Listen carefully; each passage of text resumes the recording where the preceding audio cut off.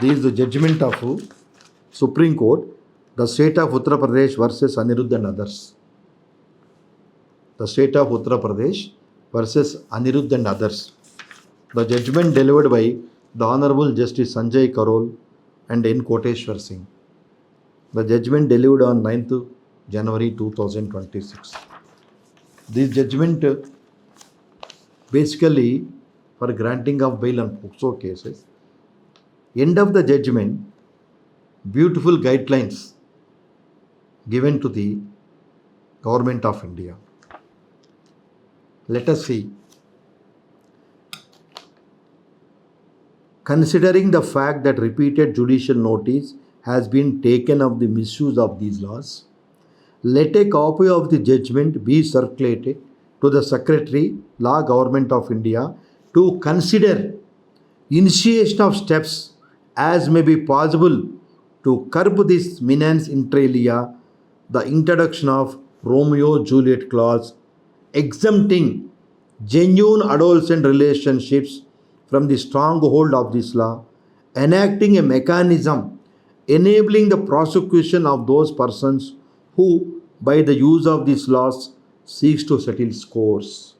Chakkati direction. None of the intellectuals talking about this para, according to my observation. None of the intellectuals for the last 10 days. చాలా చక్కగా ఇచ్చింది Romeo Juliet and consensual relationship with the prominent age. నేను ఇందాక మీరు చెప్పిన 16 years, 18 సంవత్సరాలు దీనికి fixing age అయితే, the language employed by the honourable Supreme Court to consider initiation to steps as may be possible to curb this menace inter alia, the introduction of Romeo Juliet clause exempting genuine adolescent relationships from the stronghold of this law. అంటే మరో చరిత్ర, ప్రేమ సాగరం అట్లాంటి కేసుల్లో లవ్లో ఉన్నారు అనుకుందాం genuine persons. Adolescent consensual relationship చాలా చక్కగా ఇచ్చింది. Genuine and consensual relations, such kind of cases are exempting from these kind of laws. ఎందుకంటే Supreme Court also observed to settle the person scores, ఇలాంటి కేసులు పెడుతున్నారని చెప్పి కేటగారికల్గా చెప్పింది. The use of these laws seeks to settle scores. Adolescent relationship from the strong hold of this law. 17 ఏళ్ళు ఉన్నాయి అబ్బాయికి అమ్మాయికి, లేదంటే 18 ఏళ్ళు లోపు ఉన్నాయి, వాళ్ళు రిలేషన్షిప్లో ఉన్నారు, వాళ్ళు ఇష్టపడ్డారు. Such cases given exemption without booking these laws. Now this direction is pending before the Government of India for its findings. ఎవరు దీని గురించి మాట్లాడలేరు. అంటే ఫీలింగ్సు, రిలేషన్సు, ఒకళ్ళ మీద ఎఫెక్షనేటు, నోబడీ కెన్ స్టాప్. ఇవి ఇన్హరెంట్గా వచ్చేది according to the biological changes. సొసైటీని ఒక సరైన మార్గంలో పెట్టడానికి కొన్ని రూల్సు, రెగ్యులేషన్సు, మొడాలిటీస్ ఇచ్చారు. ఒకప్పుడు బాల్య వివాహాలు ఉండేవి, over a period of time బాల్య వివాహాలు నిషేధించారు. అలాగే రకరకాలుగా ఉండేవి. అలాగే 2014 ముందు వరకు ఆర్నేష్ కుమార్ జడ్జిమెంట్ రానంత వరకు 498లో ఎవరి పేర్లు పెట్టి వాళ్ళు లోపలేసేవాళ్ళు. సో దాన్ని ప్రామాణికంగా తీసుకొని 7 సంవత్సరాల లోపల ఉన్నటన్నిటికీ నోటీస్ ఇమ్మని చెప్పింది, unless arrest is genuine or required. So అలాగే SC ST కేసు మిస్యూజ్ అవుతుంది, 498 కేసు మిస్యూజ్ అవుతుంది, domestic violence also being misused. Now another misusing option is POCSO Act. So వీటన్నిటినీ ఇలాంటివి కర్బ్ చేయడానికి సుప్రీంకోర్టు ఇచ్చిన మార్గదర్శకాలు. So time to time the constitutional court are also equally watching the happenings in the society.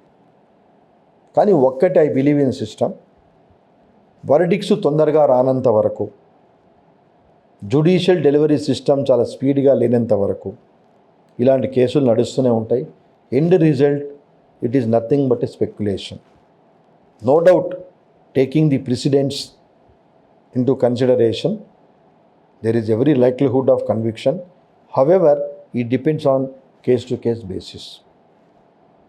ఇప్పుడు ఎవిడెన్స్లో ఇంకొక లా ఉంది, ఇంకో పాయింట్ చెప్పడం మర్చిపోయాను. వెయ్యి పేజీల ఛార్జ్షీట్ వేసిన, ఒక 500 మందిని ఇన్వెస్టిగేషన్ చేసి వాళ్ళ స్టేట్మెంట్ రికార్డ్ చేసిన, ఎన్ని ఎవిడెన్స్లు పెట్టినా, unless all these evidences will withstand before the legal scrutiny while trial, మీరు ఎన్నైనా చెప్పండి, ఇవన్నీ కోర్టు వారి ముందు ప్రూవ్ చేయకపోతే రిజల్ట్ ఈజ్ జీరో. మీరు 1000 పేజీలు ఏం ఛార్జ్ షీట్, 100 మంది చెప్పనండి, ఎస్ మేము చూసాము, మేము కిటికీలోంచి చూసాము, ఈ అబ్బాయి ఇబ్బంది పెట్టినప్పుడు చూసామని ఎన్ని చెప్పినా, ఎన్ని ఎవిడెన్సులు దొరికినా, అల్టిమేట్లీ కోర్టు వారి ముందు ఇవన్నీ విత్స్టాండ్ కాకపోతే courts are also not initiative any stringent action. అందుకే క్రిమినల్ జ్యూరిస్ప్రుడెన్స్లో బెనిఫిట్ ఆఫ్ డౌట్ అక్యూజర్కి ఇమ్మన్నారు, బాగా గుర్తుపెట్టుకోండి. క్రిమినల్ జ్యూరిస్ప్రుడెన్స్లో benefit of doubt should be given to the accused. ఎందుకంటే 100 మంది నేరస్తులు తప్పించుకోవచ్చు, కానీ ఒక మేధావి శిక్ష పడకూడదనే ప్రామాణిక మీద ఉన్న సిద్ధాంతం కాబట్టి బెనిఫిట్ ఆఫ్ డౌట్ అక్యూజర్కి ఇమ్మన్నారు, విక్టిమ్కి ఇమ్మనలేదు. అంత పకడ్బందీ లా ఉన్నప్పుడు మనం ఎంత గొంతు దించుకొని, ఎంత హడావుడి పెట్టి ఎంత చేసినా, ultimately that decision making is with the purview of the judiciary. వీళ్ళెవ్వరూ ఆ రోజు సాక్ష్యం చెప్పడానికి ఎలిజిబిలిటీ కాదు.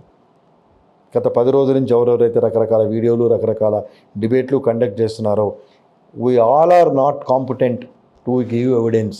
At most we will support. Let us realize, ఈ ప్రోగ్రాం ద్వారా నేను చెప్పదలుచుకుంది ఏంటంటే, అన్ని కేసులు సమానంగా చూడండి. All atrocities are same. గొప్పవాళ్ళదైతే ఒకలాగా, తక్కువవాళ్ళదైతే ఒకలాగా చూడకండి. I welcome supporting from different walks of the people, but ultimately let us render justice. మనం అడ్వకేట్స్ని, వాళ్ళు మన దగ్గరికి రాలేదు అయినా మనం సపోర్ట్ చేస్తున్నాం. కొంతమంది అనొచ్చు, క్లయింట్స్ మనకి రాలేదు కదా మనం ఎందుకని. అలాగే క్లయింట్స్ రాకుండానే మనం పబ్లిక్ ఇంట్రెస్ట్ కోసం పనిచేస్తున్నప్పుడు, ఆర్ సెల్ఫ్ మోటివ్స్ కోసం పనిచేస్తున్నప్పుడు, let us also contribute to the society whoever requires legal solace. That is art of law. అంతేగాని అందరూ మాట్లాడారని మనం మాట్లాడద్దు. ఇప్పుడు నేను మేజర్గా 5 పాయింట్లు అడుగుతున్నాను. ఒకటి, ఈ May 8th ఇన్సిడెంట్తో పాటు సైమల్టేనియస్గా ఇన్సిడెంట్ జరిగినాయి. మనం మాట్లాడామా? మాట్లాడలేదు. We have focused only on one issue. Number 2, యావరేజ్గా రోజుకి అకార్డింగ్ టు స్టాటిస్టిక్స్ మినిమం హైదరాబాద్లో 8 కేసెస్ రిపోర్ట్ అవుతున్నాయి. I'm talking about only the official data. Number 3, ఏమేమి ఎవిడెన్స్లు ఉన్నాయో, ఏమున్నాయో, వాళ్ళిద్దరి మధ్య ఏం జరిగిందో మనకు తెలియదు. వాళ్ళు మేజరా, మైనరా, it is a matter of trial. Whether certificates placing before the court is pertaining to legal scrutiny. మన ఎవరో చెప్పుకొచ్చారు, అప్పుడేదో రోడ్ యాక్సిడెంట్ చేసి అలా చెప్పారు. Why all the speculations? Are you the competent person to decide all these issues? It is the prerogative of the court. Another point, చివరి వరకు ఇవి విత్స్టాండ్ అవుతాయా, వీళ్ళు హాస్టైల్ అవుతారా, లేదా కాంప్రమైజ్ అవుతారా? How these kind of cases will end up, we do not know. So my appeal to all the intellectuals, let us extend the same support and cooperation to other victims who are in genuine and who are capable enough or who are not in a position to handle or approach the legal system. Let us help it. మీరు అడగచ్చు, మీరు చెప్తున్నారు చేస్తున్నారని. I'm handing so many cases for free of cost, especially POCSO cases, because I'm well verse with the POCSO cases. More over I worked in women safety wing for 2 years exclusively these cases. నా దగ్గరికి victims వస్తే I know how to protect the victims. I'm doing, but it is totally confidential కాబట్టి మనం పేర్లేవి చెప్పకూడదు. అలాగే నుపిన్ సక్సేనా కేసులో చాలా క్లియర్గా సుప్రీంకోర్టు చెప్పింది, విక్టిమ్స్ డీటెయిల్స్ కనీసం ఆనవాళ్ళు కూడా చెప్పొద్దని. యథేచ్ఛగా మన మీడియా, యథేచ్ఛగా మన పార్టిసిపెంట్సు, యథేచ్ఛగా మన intellectuals, totally they overwrite the judgment, their acts. చాలా క్లియర్గా చెప్పింది నుపున్ సక్సేనా కేసులో, విక్టిమ్ డీటెయిల్స్ అని ఎట్టి పరిస్థితిలో తెలియకూడదు. అంతే విజువల్స్ రూపంలో. అలాగే వాళ్ళ అమ్మ పెట్టిన లెటరు, వాళ్ళ అమ్మ తెలుసో తెలియకో లెటర్ పెట్టింది. మరి being advocates, or advocate suppose to stop her then and there only. ఇంకోటి గుర్తుపెట్టుకోండి, మీడియాకి రాసినంత మాత్రాన మీడియా హెల్ప్ చేయదు. Let her produce all the evidences to the court. Seal కవర్లో పెట్టి కోర్టుకు సబ్మిట్ చేయండి, హైకోర్టుకి. What all evidences you are available. But ఆ పబ్లిక్ డొమైన్లో పెట్టింది, దాన్ని కూడా అడ్వాంటేజ్ తీసుకున్నారు. That is the main responsibility of the advocates to prevent her not to disclose the evidences to the media. మీరు రిజిస్ట్రార్ జనరల్కి ఇవ్వండి, సేఫ్గా ఉంటుంది అది. అంటే మన ఎవిడెన్స్లు మనమే ముందే బయట పెట్టుకోవటం, పబ్లిక్ డొమైన్లో రావటం వల్ల మీకు న్యాయం జరిగే అవకాశం ఎక్కడుంది? There may be a likelihood of tampering the evidences or change over the evidences, who knows. కాబట్టి ప్రేక్షకులు గమనించండి, ఒక అఫెన్స్ జరిగినప్పుడు అది జరిగిందా, ఇలా జరిగిందా, మేము అలా చేస్తాము ఇలా చేస్తాము అనేది కాదు. అదే మీకు చెప్తున్నా. ఆ రోజు దిశ ఎన్కౌంటర్లో వాళ్ళు ఇన్నోసెంటో కాదో మనకు తెలియదు, కోర్ట్ హ్యాస్ టు డిసైడ్. కానీ వాళ్ళ తరఫున ఎవరన్నా వకాలత పుచ్చుకొని తర్వాత ఏమన్నా వేశారా? ఎస్, కమిటీ ఇచ్చింది, సిర్పుర్కార్ కమిటీ ఇచ్చింది, ఇది ఫేక్ ఎన్కౌంటర్ అని, దాని మీద కేసు కట్టమన్నారు. హైకోర్టులో కేసు వేశారు 2019, ఈరోజు 2006, 6 ఏళ్ళు అయిపోయింది. There is no progress in that case. Let us focus that kind of cases which will useful. Nobody is competent or entitled to take law into their hands. కాబట్టి my appeal and respectable request to the viewers, POCSO case ఇంత depth ఉంది కాబట్టి please take care and please watch the moments of your children who are below 18 years age especially. అంటే above 18 అయితే పట్టించుకోవద్దని కాదు. My endeavour is there is every likelihood of fall into cases. That is the reason I am requesting the parents to keep a watch on below 18 years of either girl or boy, and let us contribute to our society.